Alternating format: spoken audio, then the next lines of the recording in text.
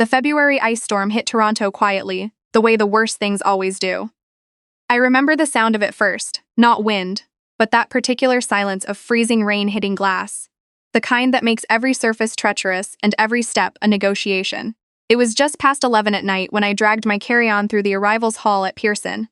5 days of a cardiac nursing conference in Vancouver, sitting in my joints like lead.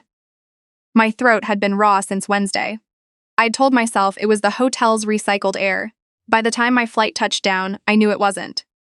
All around me, people were being met. Husbands carrying coffees, wives holding toddlers. Elderly couples folding into each other without a word, the way people do when they've spent decades not needing one. I watched them and felt the specific kind of loneliness that only hits you in a crowd. I pulled out my phone to open the Uber app, already calculating how long the 427 would be in an ice storm, and then I saw Ethan's car idling at the pickup curb. Black Audi Q7, I knew it instantly. Something loosened in my chest. He'd come. After 3 weeks of short answers and missed dinners and the way he'd barely looked up from his laptop, when I left on Sunday morning, he'd actually come. I let myself feel it, just for a second. Relief, and something younger and more dangerous than relief. I hurried toward the car, pulling my suitcase behind me, already imagining the heated seats. I reached for the passenger door handle. It was locked. The driver's window slid down halfway. Ethan didn't look at me.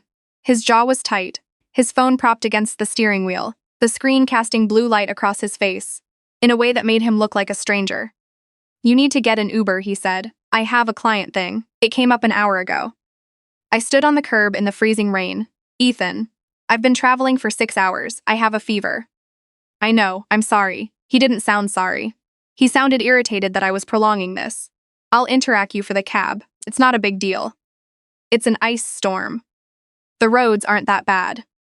I looked past him into the passenger seat. There was a small canvas tote bag sitting there, butter yellow, with block letter initials stitched onto the side. JK, 2 letters that didn't belong to either of us. I opened my mouth to ask. A horn blared behind the Q7. Ethan's expression shut like a door. "I have to go. I'm already late." He raised the window before I could say another word, and the car pulled away from the curb. Slowly enough that the rear tire went through a shallow puddle and sent a spray of gray slush across the front of my coat. I stood on the pickup curb and watched his taillights disappear into the storm. I don't know exactly when my legs stopped working. I remember deciding to sit on my suitcase to wait.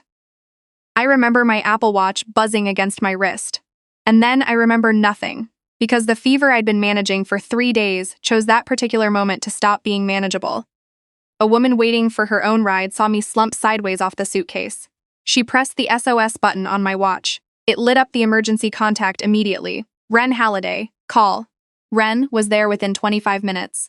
She told me later she'd driven the whole way with her hazards on, doing 50 on the Gardener, and that I'd been conscious enough to say her name twice before going under again. I woke up in her spare room in Leslieville. Gray winter light through the curtains, the smell of something warm on the stove. Ren was sitting in the chair by the window with a mug in both hands, watching me like she was afraid to look away. When she saw my eyes open, she exhaled so hard it was almost a sob. "You scared the hell out of me," she said. My throat felt like I'd swallowed gravel. "How long?" She held up both hands, fingers spread. 10 days. "Pneumonia," she told me.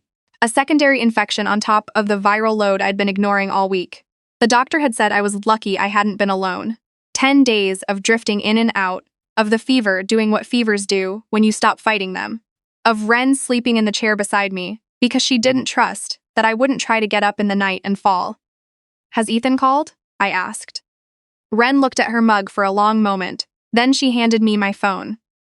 0 missed calls. Not one text, 10 days, and my phone had sat as silent as an empty room. I lay there and looked at that screen, and I thought about the butter yellow bag.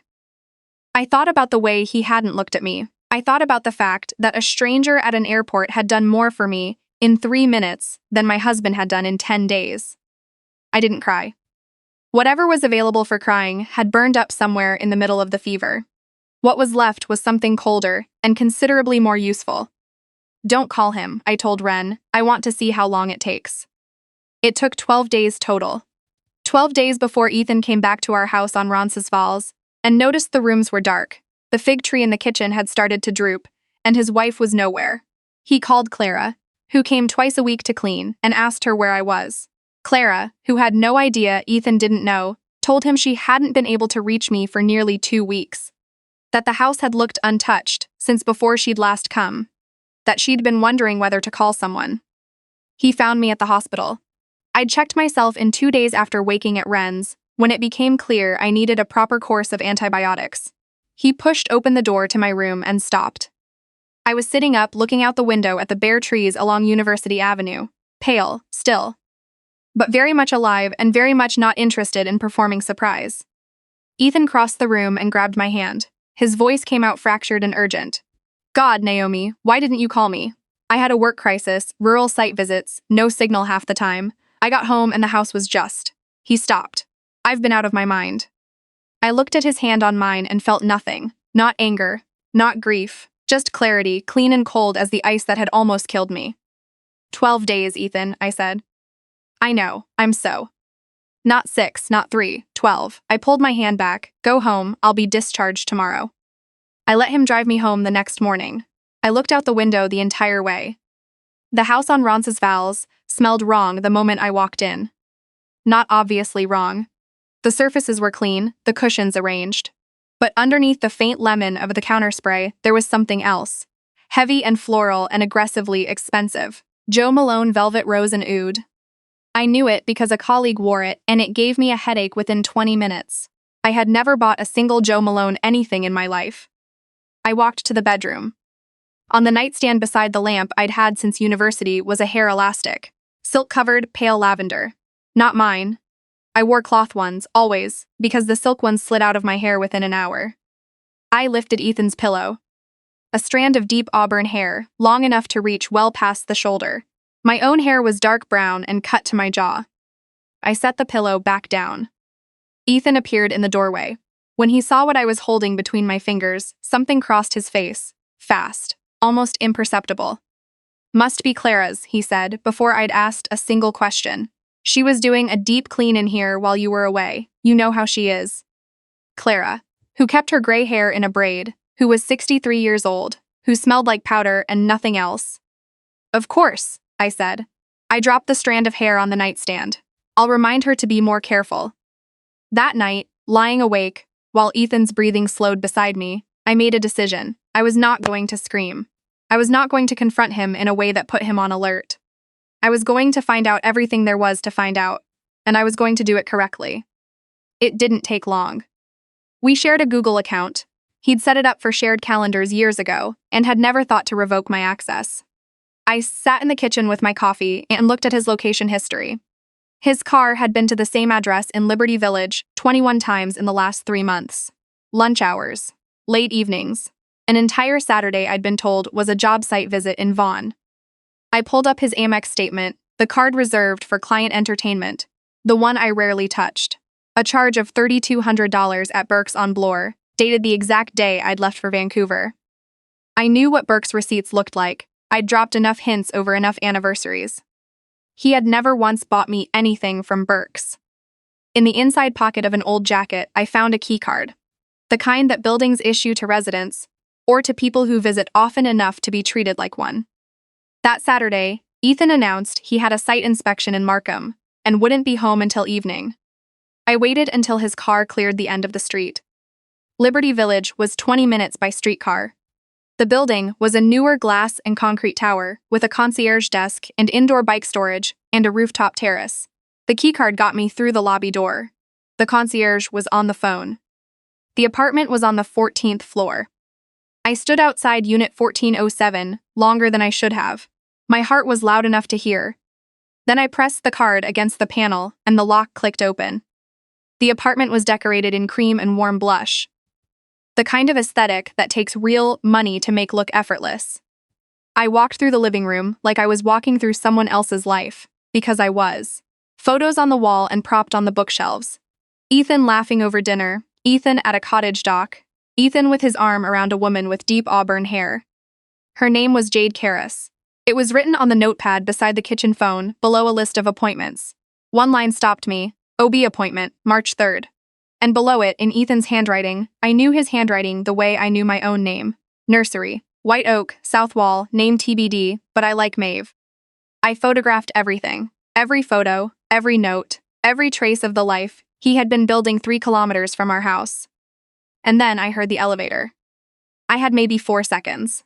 I ran for the bedroom, pulled the closet door mostly shut behind me, pressed myself into the back of the rail between coats, and hit record on my phone. Jade came in laughing. Ethan's voice was low and relaxed in a way I hadn't heard from him in years. My lawyer says the longer we wait, the messier it gets, Jade said. Something dropped onto the sofa. I'm already showing. This isn't something I can hide much longer. I know, he said. I just need more time to restructure before I file. Restructure what? The business assets. His voice dropped. The apartment was quiet enough. Right now, everything we built is jointly owned. Naomi's on half the paperwork. If I file tomorrow, she walks away with equalization on 7 years of net family property. We're talking close to $800,000, conservatively. A pause. I'm moving the development company's accounts into my father's numbered corporation, temporarily. On paper, it'll look like a bad year, a write-down. Her lawyer will see worthless shares and his business running at a loss. Jade was quiet. And what does she get? A fair settlement. The way he said fair made it sound like something he'd read in a manual. Enough that she can get herself a place. She's a nurse. She makes decent money. She doesn't need what I've built. I stood in the dark between his coats and pressed the phone harder against my palm. I stayed until I heard them go out. I counted to 60 after the door clicked. Then I walked down the stairwell and out onto King Street into the February cold, and I called Victor Parrish from a bench in Trinity Bellwoods Park. Victor was a family law attorney on Bay Street who had gone to law school with Ren's older sister. When I sat across from 2 hours later and played the recording, he listened without moving.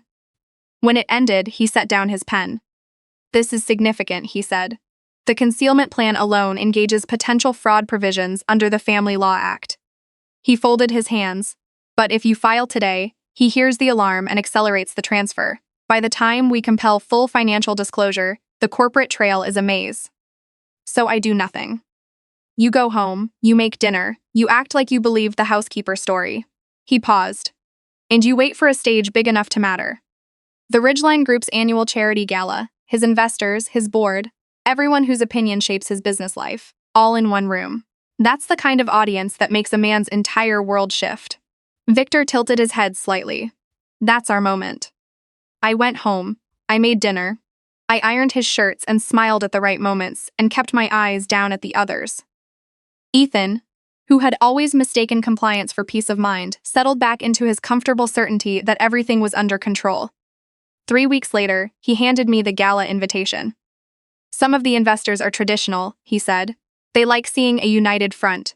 I'd really appreciate it if you came. He looked me over briefly. Maybe get your hair done. Treat yourself. He transferred $600 to my account that evening.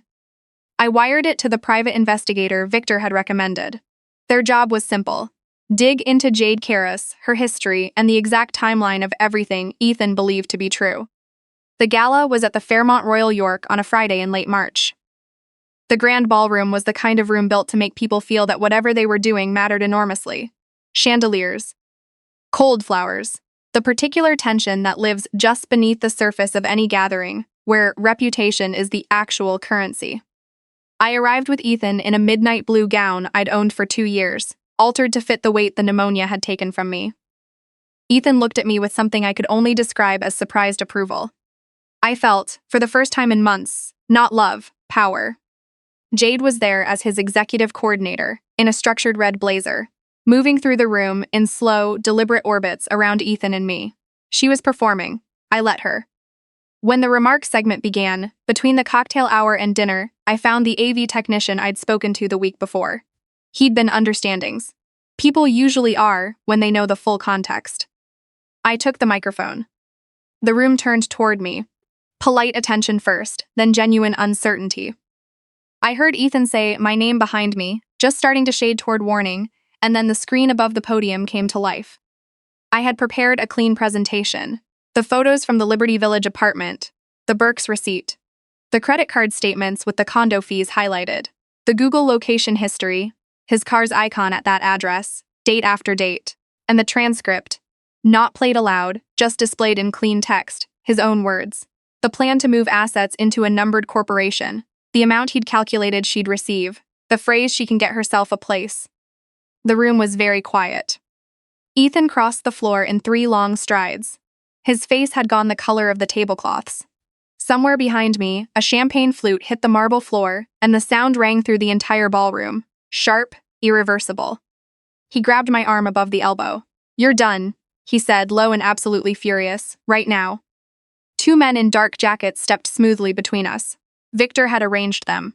Ethan found himself unable to move forward and unable to look like anything other than exactly what he was. I handed the microphone back and walked off the stage. His mother found me in the coat check alcove. Gloria had always struck me as a woman with a fundamental sense of fairness. I was wrong.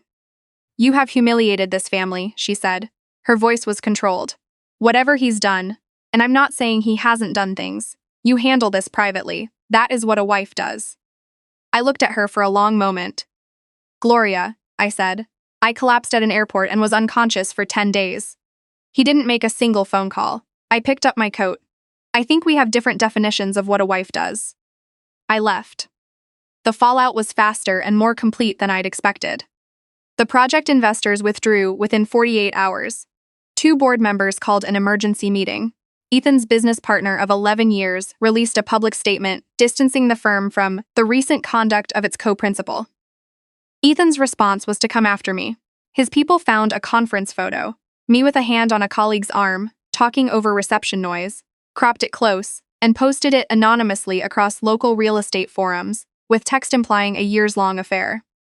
It held for 36 hours. Then Fletcher called. Fletcher was Ethan's half-brother. Same father, different mothers, 8 years younger, and the person Ethan had spent a decade dismissing.